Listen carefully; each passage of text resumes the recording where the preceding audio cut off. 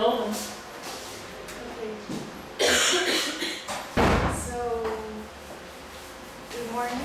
This is my final research project, and it is called Construction of Identity through Language Status in Bilingual Communities. And to begin with, this is a brief content of what my presentation is going to be. First of all, I'm going to do a brief introduction, then I'm going to state the research question. Later, I'm going to say how the methodology was done, making explicit the context and the participants, and then the survey and the questions I did in the methodology. Later, I will explain the results and the discussion. I grouped the results in three categories. The first one is called Preferences of Languages According to Language Status. The second one is the perception of self-identity according to language status. And the third one is age, language, and identity.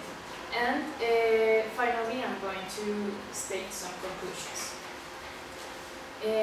So first of all, it is important to know that today bilingual communities are growing all around the world because people feel the necessity to learn other languages in order to acquire academic and economic welfare.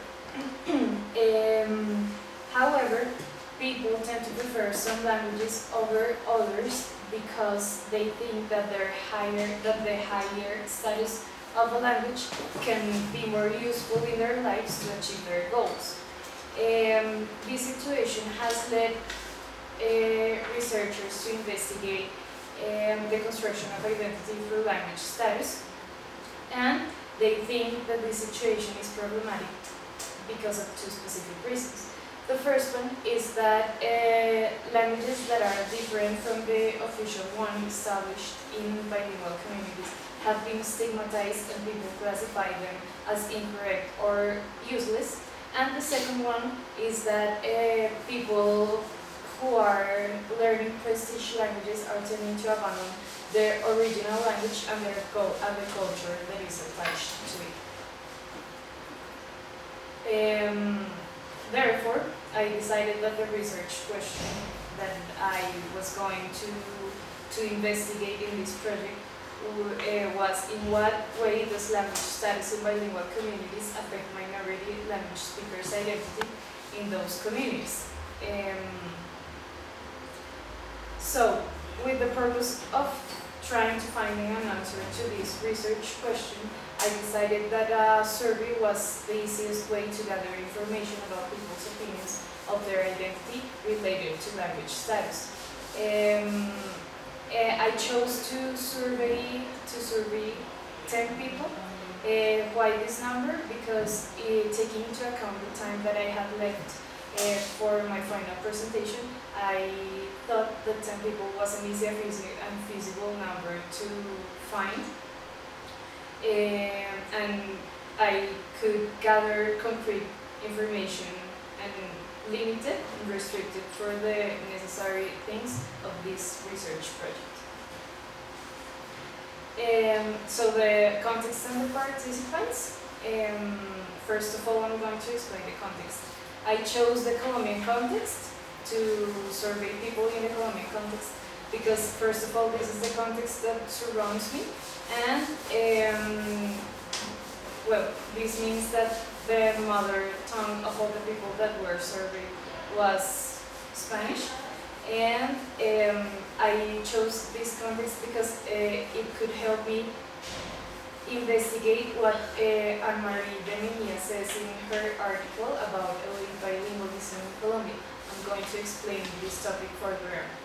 And on the other hand, the population that I chose, as I said before, were Colombian people whose native language is Spanish, but I decided that age was an important demographic factor to take into account because Hornberger says that young people's identity is more likely to be affected by the prestige language than the identity of older people. So I decided that the age that I was going to look in the people survey was going to oscillate between 15 and 60 years old. This is the survey that I did. These are the questions that I asked to people, and I decided to group them in the 3 categories that I mentioned in the context, so that it was easier for me to analyze the results. First of all, PH was a unique category to analyze Hornberger's arguments. The second one was preferences of languages according to language status, and there is where I asked the other languages that people know, the reasons of why they chose to learn those specific languages, and the last question that is describe each language that you speak in 3 words. And the third category is the perception of people's self-identity according to language status, and the questions are if people thought the language that they know had been useful for their lives and why. And the second one was in what specific social contexts they spoke specific languages and why, and I asked them to briefly describe each context. And the second and the third one was about I asked people how did they feel when they speak each language that they know. So the results that I obtained after doing the survey, as I said before, I categorized them in these 3. I grouped them in these 3 categories, and it is important to take into account that the results that I'm going to display here are the results that I found interesting and useful for answering my research question. So they are going to be a little limited, and they are not going to show all the results and all the answers that I got to the survey. So, to begin the results, the first category, as I said, is preferences of languages according to language status. It was interesting to notice that the 100% of the people know how to speak English, and 80% of them classified it in the last question when they were asked to describe the language in 3 words. They classified English as useful and necessary. For instance, one person, I found this answer interesting, and this person said, "I learned English because my parents think it is the universal language. People who know different languages communicate using English. In this way, they can understand what other people say, and they can be understood." So this is why people take into account that English is classified as universal, necessary, and useful. They are motivated to learn English because they associate this language with a particular high status. In addition, other languages that people know are English, are French and Italian. French, 60% of the people surveyed know French, while 30% of the people know Italian. According to Kahan, we can say that English, French, and Italian can be classified as prestige languages because all of the people said that they decided to learn them because they wanted to obtain general culture, and this means that they associate these languages with culture, education, and high status. And this is how they think, maybe unconsciously, that acquiring these languages, that the fact of acquiring these languages will give them more power and status to their identities.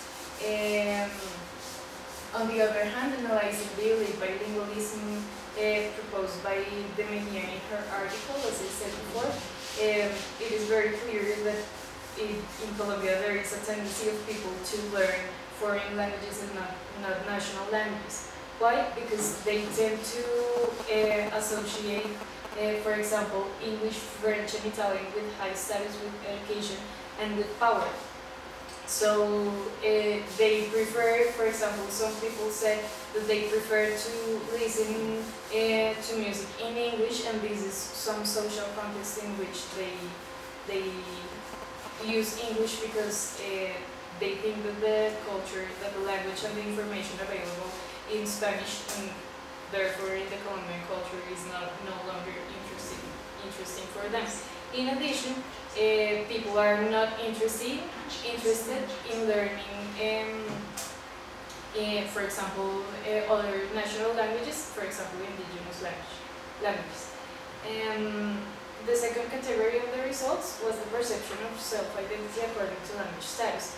As I said before, all the people surveyed think that other languages have been useful for their lives, and because they think that this is a way of getting immersed into the culture and having the capacity and the opportunity to communicate with people of other cultures and other countries, and it is an opportunity that not all the people in the world have. So this gives their identity some status and degree of education that helps them to be hired in companies. For example, I found another interesting answer in which a person said, I prefer to use English when I write on Facebook and Twitter.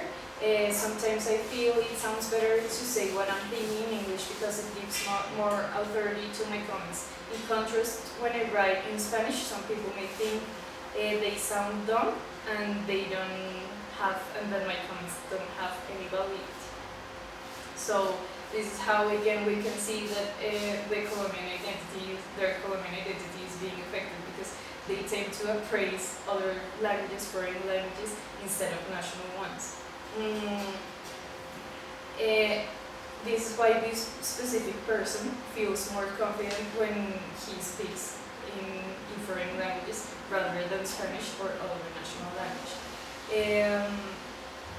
Taking into account this information, it is also important to say that 80% of the people surveyed feel confident when they speak English, and none of them feels confident speaking French or Italian because English is the language that everybody knows, that everybody feels he or she dominates, of course, instead of Spanish. So this, as I said before, some people said that this gives an extra point in their curriculums. The last category of the results, taking into account the thing about the curriculums, Bert says that people gain more respect when they write in their curriculums that they know other languages, so they are more likely to be hired because when they acquire language, they also possess the culture of the language, as Baker said.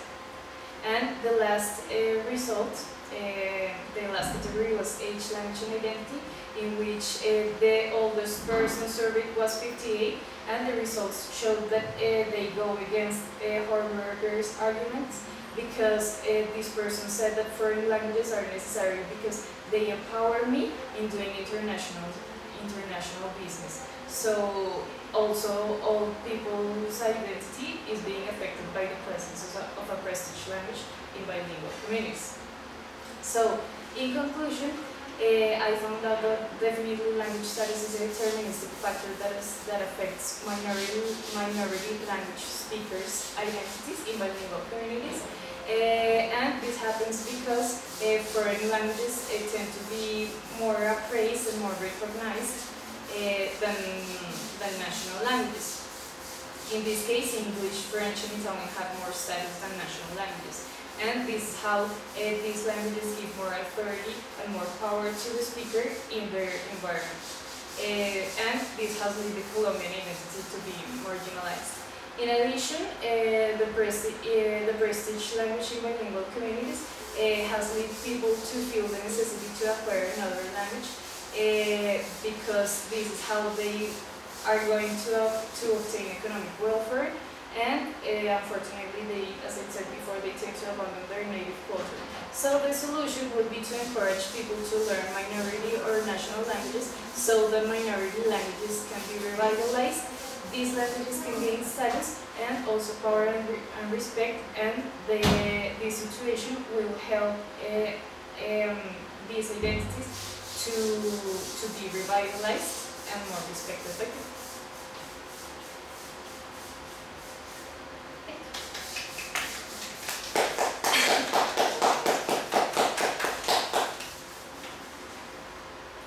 Good job, Monica. Thank you. As usual. Super presenter. Super presenter. So this is a very important component of the class today that we have a seat, Carol. I'm taking one. Over there, you're not going to be on the film. It's only doing the front part. Another very important part of class today is going to be your contribution to Monica's and everyone else's presentations. At this point, you guys have a ton of background knowledge about critical applied linguistics, and in fact, all of these topics which you and your partners have been writing about throughout the course of the semester. Part of giving an academic presentation is being able to spontaneously field questions from the audience, which is to say, answering questions in an impromptu fashion. So, these questions can be critical, these questions can be with relation to parts of the presentation that you want to know more about. These questions can be in relation to hypotheticals, any kind of question that you guys could come up with, but that the questions be well formulated and at a critical level of thinking, so it's hard for the person to answer, is what I'm looking for in terms of participation from you guys. So, do you guys have any critical comments or questions that will help Monica to push her thinking even further than what she's already presented in the results?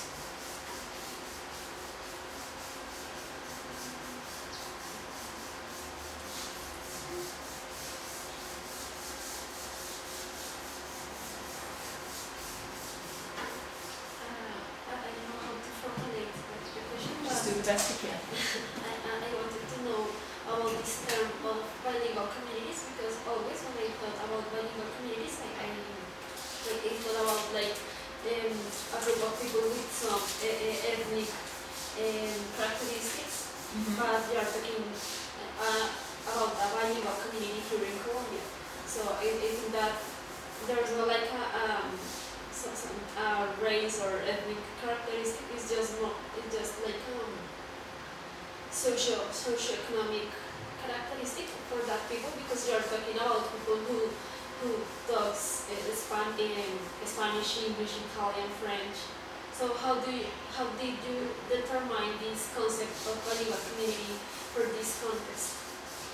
I think that it's not a bilingual community is not like, for example, having a socio-economic condition. It involves ethnic characteristics and also social, in this case, socio-economic conditions. Unfortunately for this research project, I was not going to be able to find people who speak indigenous languages. So here I took the part, as you said, like, let's call it socio-economic conditions of people who had the capacity to have the opportunity to learn French or English or Italian. Yeah, so a bilingual community, it was kind of part of my theoretical framework in my literature review. I could classify a bilingual community as the population of speakers who speak another language, in addition to their mother tongue.